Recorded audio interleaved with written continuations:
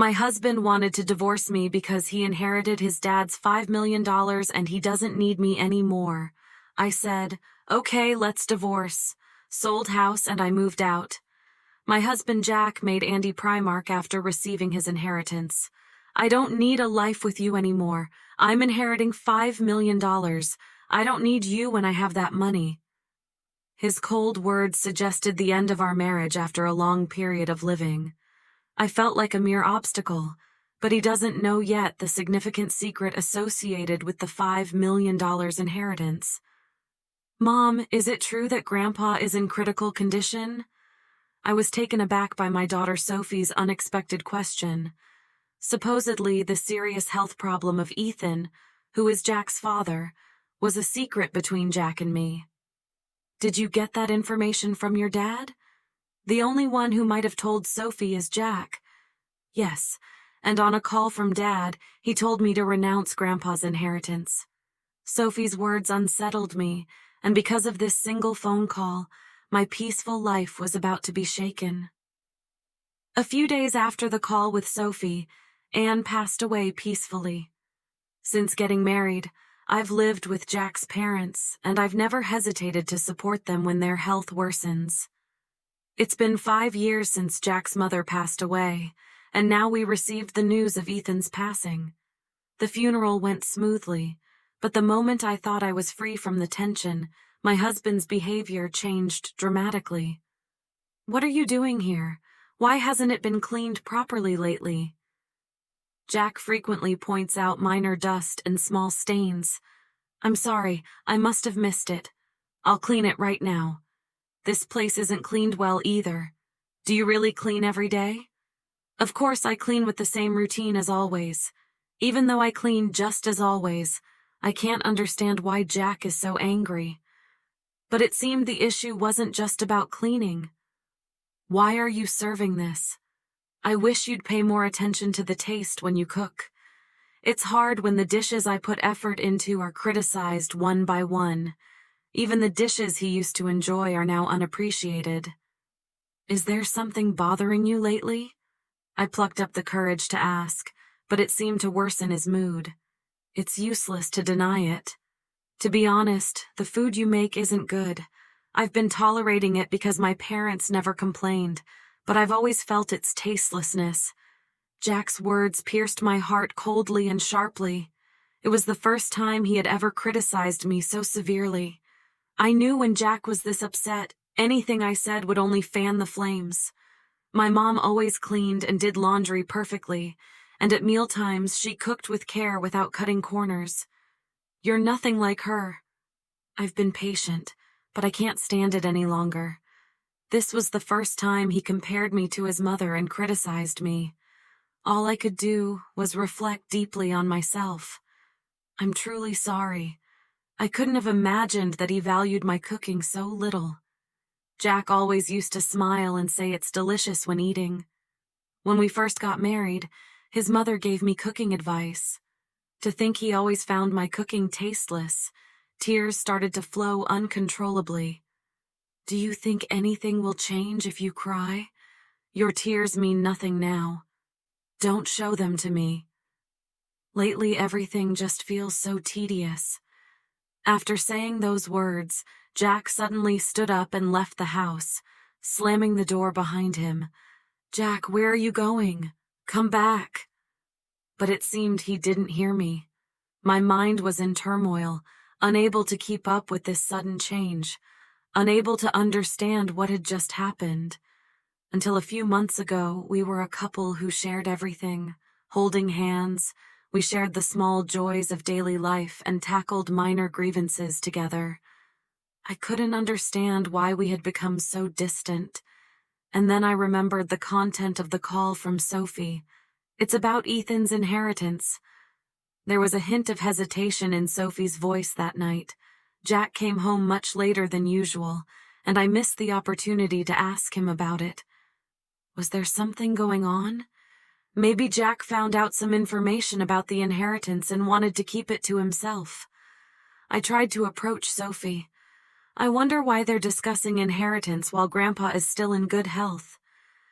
She had expressed doubts about Jack and said she had conveyed the same to him. If the way the inheritance is divided doesn't change, it will all fall into my hands. Considering Sophie, I believe this is the best way. Recalling Jack's recent cold behavior towards Sophie, doubts crossed my mind if he intends to take all the inheritance and abandon me. This thought tightened my chest, and tears again welled up in my eyes. In my pain, I became keenly aware of the sounds around me. Just as the room became eerily silent, the sudden ring of the phone echoed throughout. I didn't feel up to answering, but it could be important. Checking the caller ID, I saw Jack's name, the same Jack who had left the house earlier. Picking up felt tiresome, but I also didn't want to face any backlash for ignoring it, so I hesitantly answered. "What are you doing? Don't keep me waiting. I'm running out of time." His sudden authoritative tone took me by surprise. He was indeed stubborn at times, but he wasn't someone who would yell without a reason. In the past, shocked by his changed demeanor, I let out a slight sigh, hoping he wouldn't notice. "What's wrong? Is there a problem?" "I have something to talk about. I'll be home soon. Stay home and wait for me." Lately, his voice sounded unmistakably colder than before. I replied with a brief, "Okay," and promptly hung up. Looking at the clock, more than 3 hours had already passed since Jack went out. I had been crying, so overwhelmed with confusion and pain that I hadn't realized how much time had passed. After a while, I heard the door open and Jack's footsteps. A sweet scent of body wash, one we didn't use at home, wafted from him. That unfamiliar smell intensified the pain in my chest. "I'll be straight for work. I want to end our relationship. As a token of gratitude, I'll give you $220,000. His words were something I had feared deep down. Still facing this reality, the shock was so immense that I felt tears drying up. "I'm genuinely tired of you not managing things at home. I want to live peacefully in my old age." Linda, too, had dreamt of a peaceful old age. However, the one who began to shatter that dream was none other than Jack. "Why are you—" Her words trailed off as she searched for what to say. Jack looked at her with a smug smile. At that moment, a bright ringtone from Jack's cell phone filled the room. The unfamiliar tone was clearly different from his usual one. To Linda, it felt as if this unusual sound hinted at a communication from a specific individual. "I'm sorry, but I haven't finished my errands yet." Linda sensed a slight softness in Jack's voice, different from how he usually sounds towards her. It felt somewhat kinder and more intimate. Furthermore, the sweet scent of body wash in the room, the unique ringtone from earlier, and the changed tone of his voice, all these events hinted at something he might be hiding. "I knew it," Linda whispered quietly so that Jack wouldn't hear. He had been too overt about his extramarital affair, considering the inheritance he might be getting soon. The alimony might be insignificant for him even if his infidelity becomes evident. After ending his call, Jack looked down at Linda with emotionless, cold eyes. "My intentions haven't changed. I want you to sign this document. I'll contact you later. Make sure to have it signed by then. I don't plan to come back to this house. Remember, this house is now yours." Jack, without uttering another word or even looking at my face, headed towards the door. What did our long marital life of 40 years mean? A few days later, I found myself at a lawyer's office as I gathered information about Jack's actions and Ethan's inheritance and explained it to our daughter, Sophie. Her complexion changed. It was painful to show our daughter our mistakes, but Sophie, out of love for me, let her emotions out and shed tears. Then, she showed strong determination to confront Jack and introduced me to a lawyer to support us. Hello, I am Robinson. I will be handling your case. I will support you to the best of my ability." The woman named Robinson sitting across me seemed to be in her late 40s, exuding a calm aura. Her neatly groomed hair and attire gave off a professional vibe. Her clear way of speaking provided me with a sense of reassurance. "I'm truly sorry for approaching you suddenly. My name is Lai Johnson. I'm a bit nervous since it's our first meeting under such circumstances." "That's all right. I have already received some information from Sophie. Sophie has briefed me on the overview, so I was able to talk in detail with peace of mind. Based on what I've researched over the days and the information Mrs. Robinson separately gathered for me, we verified the facts. My husband doesn't have any siblings, so if our daughter Sophie renounces the inheritance, the huge fortune, which amounts to about $5 million, will all go to my husband. Also, his affair with a woman named Jennifer began at a bar they happened to visit, and it seemed their relationship continued for about 6 months. She seems quite different from me, and I was curious about what happened between her and my husband. Through joint investigation with Mrs. Robinson, we were able to uncover an important fact that my husband might not yet know. "Linda, how do you intend to proceed from here?" Mrs. Robinson asked me in a gentle tone and soft eyes. "Thank you from the bottom of my heart. I deeply appreciate it," I replied, smiling towards Mrs. Robinson. I handed over the fee for the procedures, and after a brief exchange with her, I quietly left the office. 5 days later, I received a call from Jack on my cell phone. He proposed a meeting in a quiet cafe. I arrived a bit earlier than our scheduled time. The cafe was surprisingly empty. The owner warmly welcomed me and suggested I pick any seat. I chose a seat by the window to enjoy the calm outside view. After a while, the entrance bell rang, and in my line of sight stood Jack and his new girlfriend, Jennifer. When Jack saw me, he smirked with a sense of pride. "Are you prepared for the divorce?" I was a bit surprised that this was his first statement. It seems he's convinced he's in full control. "Is this your new associate?" I hadn't expected him to bring her to such an important discussion, and I was astonished at his decision. I wondered if he was the man I once deeply loved. Has he changed because he cheated, or was he always like this? "I can't tell. You are Jack's wife, right?" "My name is Jennifer.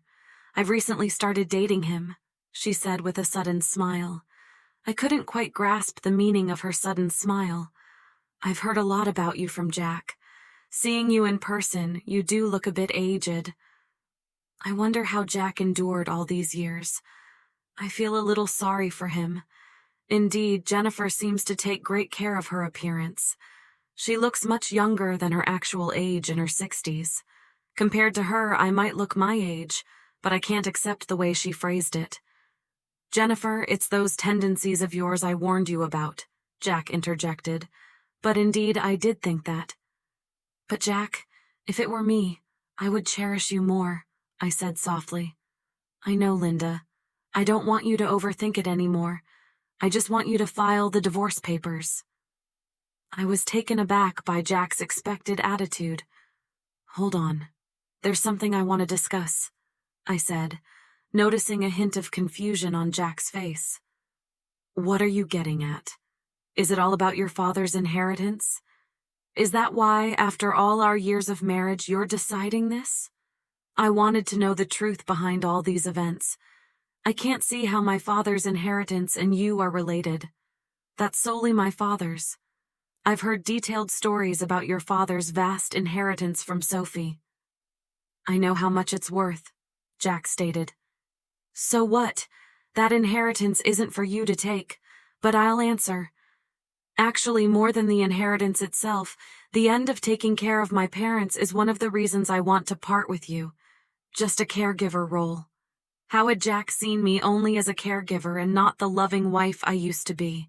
I don't even have the energy to cry. Can we speed this up, Jack? I want to start our new life. Besides, have you still not let go of Jack? Don't make me repeat myself. I'm not thinking of a new start with you now. I want you to file the divorce papers." Waves of emotion struck my heart with intense anger and deep sadness. My hand quivered slightly. Taking a deep breath, I pulled out the divorce papers. But my name isn't written yet. The situation isn't settled yet. To hand it over, you remember promising me the house and money, right? I clearly remember when we talked about it. Yeah, I did say that. I'm a man of my word, so I plan to give you the house and money. You say you're kind, but a truly kind person wouldn't just use their wife as a mere caregiver and then abandon her. So I'm demanding rightful compensation of $30,000 and the rights to the house.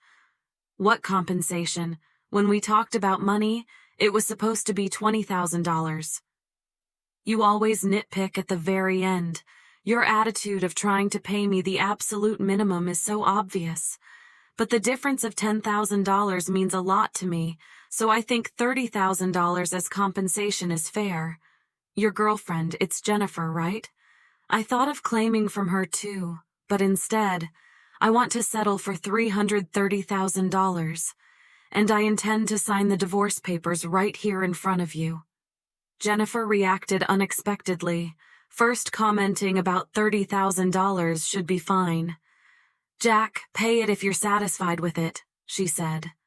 With Jennifer's statement, Jack finally accepted the alimony of $30,000. Now we need Jack's signature on the land title change document Mrs. Robinson prepared, and the notarized alimony agreement. Jack looked surprised by my preparations. Still, I calmly said, I have a life to continue to, and eased his suspicions. We took out our respective seals, lined up at the designated spot, and Jack smiled as if he anticipated something. So, Linda, will you sign the divorce papers right now? Understood. Here's the divorce paper. As I carefully wrote my name and firmly stamped it, Jack couldn't hold back his laughter and laughed out loud. Again, with this. You and I no longer have any relationship. I have something to tell you. Actually, I'm set to inherit $5 million, so I didn't need someone like you. Thanks for the divorce. What a foolish ex-wife you had, letting go so easily for just $30,000. Jack's voice sneered behind me as I left, followed by the loud laughter of Jack and Jennifer echoing. I hurriedly left and headed to the city hall. My only goal now is to complete this procedure as quickly as possible and sever ties with the two of them completely. They might be laughing happily now, but I wondered how long their happiness would last. A month later, I quickly sold the house I received from Jack, prepared for a new life, and decided to live near my daughter Sophie, who planned to start her life near her husband's parents' home. Since Jack's mother lived nearby, I thought there would inevitably be moments I'd feel cautious. But contrary to my concerns, Sophie's husband warmly welcomed me and was always considerate, which I found very reassuring. My daughter Sophie seemed angry at Jack's actions at first, but when I told her a certain fact, her expression changed completely and she smiled brightly. I had a hunch that Jack would soon realize my plan. As proof, I deliberately didn't change my mobile number.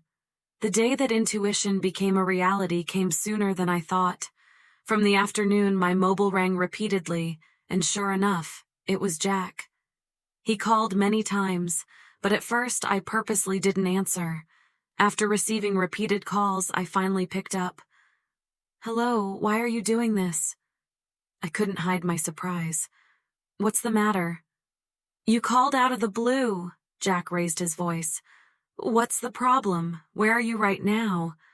I thought he might have visited the house we used to live in, but in reality, that house had already been sold. Since we've decided to divorce, there's no me for you to be involved anymore. Where did Sophie go? I can't find her. It seems he went to Sophie's previous house. Of course, she wasn't there. I managed all the information and procedures related to Sophie's husband's family home, so Jack had no way of knowing. She seems to have hit a dead end and contacted me. Yes, actually, Sophie has moved to a new place. I replied calmly. Why didn't you tell me something so important? Moreover, Did you know about that too? Jack seemed to have finally realized the truth. Are you referring to the significant hidden debt that Ethan had? Actually, when I investigated Ethan's inheritance in detail, I was shocked by the amount. But at the same time, I found out about a considerable hidden debt. Probably while he was alive, he estimated he could repay the debt with about $5 million and hid that fact from us. However, he passed away midway through repayment, and the hidden debt was left neglected. And when you officially receive an inheritance, you are also obliged to inherit such hidden debts. Jack was blinded by the allure of easy money and neglected thorough verification and investigation. That was his big mistake. So I have a question. Did you really know about my dad's debt? Information is easy to come by. It becomes clear to anyone with a little search. That's why I noticed it, I explained calmly. I could imagine Jack turning red with anger on the other end of the phone. Anyway, what about the promised money? What about the money you intended to return? Jack's real goal was money after all. Besides, about that property, if I had known about my dad's debt from the beginning, I wouldn't have gotten involved at all. I understand how you feel, Jack said, revealing his suspicions. I thought it deep down, but I chose not to say it. But think about it.